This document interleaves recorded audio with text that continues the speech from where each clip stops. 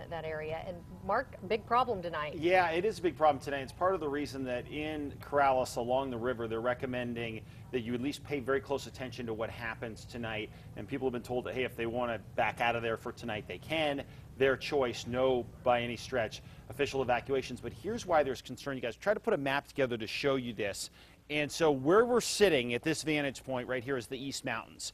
Later on tonight, we will get an east wind that's going to come through the canyon. Now, the worst of this wind will definitely be at the mouth of the canyon, around places like the Tejeras Canyon, areas like that. But still, across the city, you're going to notice the wind. So as it comes out of the east, it'll come into the metro area along the I-40 corridor. We could see gusts as high as 50 miles an hour. Now, while they won't be quite that high around the Corrales area, here's the concern. The fire itself, okay, is sitting mainly here on the east side of the river. But with east winds, what we're afraid of is that some of these embers can end up hopping back over the river again and pushing toward the Corrales area. So that's why Corrales is a concern tonight. Not because the fire's in Corrales tonight, but because with these gusty winds, some of those embers could jump back over and threaten some of the homes. So that's why we've been talking about on Twitter tonight and all over the place saying just be careful in this area. Just because the west side has basically been put out, it doesn't mean that it can't jump back over to the west side later on tonight